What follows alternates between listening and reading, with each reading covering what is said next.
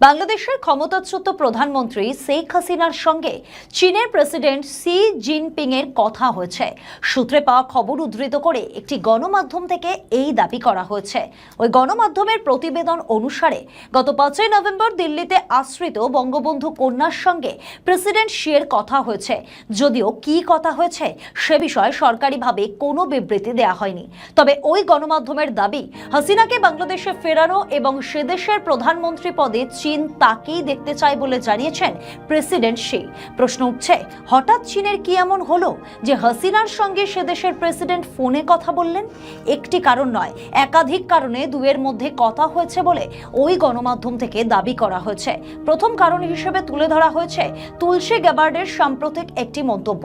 সম্প্রতি তাকে বলতে শোনা যায়, দশকের পর দশক আমাদের বিদেশ নীতি ছিল সরকার পরিবর্তিত বা জাতি গঠনের এক ধরনের ব্যর্থ চক্রে আটকে ছিল। এটি ছিল সবার জন্য প্রযোজ্য এমন একটি নীতি যেখানে সরকার উৎখাত করা, স্বাধীন একটি দেশে আমাদের শাসন ব্যবস্থা চাপানোর চেষ্টা করা, সেই সঙ্গে না জেনে নানা সংঘাতে হস্তক্ষেপ করা। এর ফলে মিত্রের চেয়ে শত্রু বেড়েছে। গাবার্ড এও বলেন, সে বিদেশ নীতির এবার অবসান ঘটতে চলেছে। তার এই মন্তব্য এক প্রকার নির্লজ্জ স্বীকারোক্তি বলা যেতে পারে। এই আবহে চীনের প্রেসিডেন্ট শি এর ফোন গেল হাসিনার কাছে। এশিয়ার 3 শক্তিধর দেশের পারস্পরিক সম্পর্ক কেমন সেটা এই ফাঁকে একবার খতিয়ে দেখা যাক। ইউক্রেনের সঙ্গে রাশিয়া সংঘাতে জড়িয়ে যাবার প্রেক্ষিতে মস্কোর সঙ্গে দিল্লির দ্বিপাক্ষিক সম্পর্কের অবনতি ঘটে। তবে সময় যত গড়িয়েছে সেই তিক্ততার অবসান ঘটেছে। এখন রাশিয়ার সঙ্গে ভারতের সম্পর্ক আগের মতো। ট্রাম্প প্রশাসন ভারতের ওপর চড়া হারে শুল্ক আরোপের প্রেক্ষিতে ভারত সিদ্ধান্ত নেয় রাশিয়ার থেকে অশোধিত তেল কেনার। অপরদিকে চীনের সঙ্গে ভারতের সম্পর্ক এখন অনেকটাই হার্দিক। যদিও ছোটখাটো সমস্যা নিয়ে দুই দেশের মধ্যে মৃদু উচ্চস্বরে কথা কাটাকাটি হয়ে থাকে, তবে সম্পর্কের পারদ ততটা উত্তপ্ত নয় আগে যতটা ছিল। তবে এক্ষেত্রে ডোনাল্ড ট্রাম্পের একটা অবদান আছে। ট্রাম্পের চড়া হারে শুল্ক আরোপে বেজায় চটেছে চীন, অসন্তুষ্ট ভারত। আর এই শুল্ক দুই দেশকে আরো কাছাকাছি নিয়ে এসেছে। চীন এবং ভারতের একটি সাধারণ সমস্যা হলো সন্ত্রাসবাদ। চীন কিন্তু উইঘুরদের নিয়ে রীতিমতো আতঙ্কিত। তারা উদ্বেগের মধ্যে রয়েছে। পাকিস্তান ভারতের উদ্বেগ ছিল। সেই তালিকায় নতুন সংযোজন বাংলাদেশ। ভারত যেমন চাইছে হাসিনা বাংলাদেশের ক্ষমতার হ্রাস হাতে নিক, একই ইচ্ছা চীনেরও। এমনকি রাশিয়াও চাইছে বাংলাদেশের ক্ষমতার রিমোট হাসিনার হাতেই থাকুক। তাই তারা হাসিনাকে প্রধানমন্ত্রী পদে আবার দেখতে চাইছে। ভারতের ওই গণমাধ্যমের দাবি, এই 3 দেশের মধ্যে ব্যাকডোরে হাসিনাকে নিয়ে আলোচনা হয়েছে। চীন বুঝে গিয়েছে বাংলাদেশে পরবর্তী সরকার প্রধান পদে যিনি আসীন হতে চলেছেন সেই হাসিনার সঙ্গে সখ্য তৈরি করা ছাড়া দ্বিতীয় কোনো রাস্তা আর তাদের সামনে খোলা নেই। সে কারণে গত 5 নভেম্বর হাসিনাকে ফোন করে প্রেসিডেন্ট শি। রাষ্ট্রপতি শাহাবুদ্দিন চুপ্পুকে কি তার পদ থেকে সরিয়ে দিতে তদারকি সরকার নীল নকশা তৈরি করছে? সরকারিভাবে এই প্রশ্নে এখনো শিলমোহর পড়েনি, তবে সাম্প্রতিক কয়েকটি ঘটনা প্রবাহ সেই ইঙ্গিত দিচ্ছে।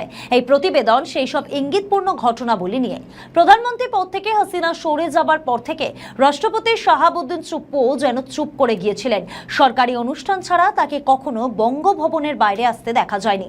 তিনি কার্যত অবৈধ সরকারের রবার স্ট্যাম্প হয়ে ওঠেন। তদারকি সরকারের তরফ থেকে যেসব বিল তার কাছে সইয়ের জন্য পাঠানো হয়েছিল, তিনি এক প্রকার বাধ্য হয়ে সেই সব অধ্যাদেশে সই করেন। রাষ্ট্রপতি কার্যত গৃহবন্দী হয়ে পড়েন। তার বহু দফতরে তদারকি সরকার তালা মেরে দিয়েছে। তুলে দেয়া হয়েছে প্রেস উইং। তার দফতরের বহু কর্মী অনিয়মিত। এক কথায় হাসিনা আমলে যে রাষ্ট্রপতির দপ্তর খুব সক্রিয় ছিল, সেই একই দপ্তর আচমকাই নিষ্ক্রিয় হয়ে যায়। বলা ভালো, তদারকি সরকার চুপ্পু এবং তার দফতরকে নিষ্ক্রিয় করে রাখে। কিছুদিন আগে শোনা গিয়েছিল রাষ্ট্রপতি শাহাবুদ্দিন চুপ্পু পাবনা তার দেশের বাড়ি বেড়াতে যাবেন। প্রথম শোনা যায় এই সফর 4 দিনের, পরে শোনা যায় সফর বাতিল হতে পারে। কিন্তু সর্বশেষ খবর হলো 24 ঘন্টার জন্য তিনি পাবনায় তার দেশের বাড়ি যাবেন। প্রশ্ন উঠছে, যে রাষ্ট্রপতি গত 15 মাসের রাষ্ট্রাচারের বাইরে কিছু করেননি, তিনি হঠাৎ করে দেশের বাড়ি যাওয়ার সিদ্ধান্ত নিলেন কেন? সাদা চোখে এই সফর দেখলে কোনো সন্দেহের উদ্রেক করে না, কিন্তু সফর যেভাবে কাটছাট করা হয়েছে তাতে জন্ম দিচ্ছে একাধিক প্রশ্নের। প্রশ্নের। প্রথমে পাবনা সফর চূড়ান্ত করার পরে কেন তার দফতর থেকে জানিয়ে দেয়া হলো রাষ্ট্রপতি চুপ্পু পাবনা যাবেন না? আর সেই ঘোষণার পরে পরে এলো দ্বিতীয় গুঞ্জন, তিনি যাবেন, তবে মাত্র 24 ঘন্টার জন্য। কি এমন হলো যার জন্য তিনি এমন ঝটিকা সফরের সিদ্ধান্ত নিলেন?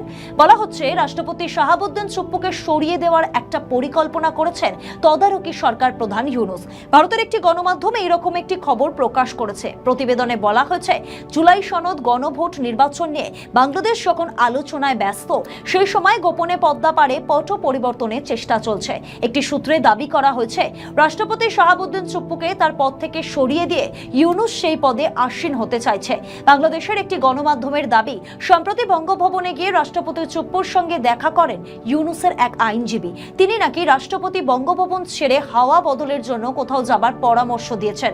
এমনকি তিনি এটাও নাকি রাষ্ট্রপতিকে বলেছেন চাইলে তিনি চেকআপের জন্য বিদেশেও যেতে পারেন। সূত্রের খবর, তদারকি সরকারের ওপর থেকে রাষ্ট্রপতিকে কৌশলে চাপে রাখার চেষ্টা চলছে। রাষ্ট্রপতি চুপ্পুর সম্প্রতি হার্ট অপারেশন হয়, তিনি বিদেশে চেকআপের জন্য যেতে চান বলে সরকারকে জানিয়েছিলেন, কিন্তু সরকার সবুজ সংকেত দেয়নি। ইউনূসের ওই আইনজীবী রাষ্ট্রপতি চুপ্পুকে বলেছেন তিনি চাইলে এবার বিদেশ চলে যেতে পারেন, তবে সেটা একবারের জন্য। শাহাবুদ্দিনকে সরিয়ে দেওয়ার দাবি আরও জোরালো হয়েছে তার মালয়েশিয়ার পাসপোর্ট, সেকেন্ড হোম এবং দুবাইয়ে যৌথ ব্যবসা থাকার খবরে।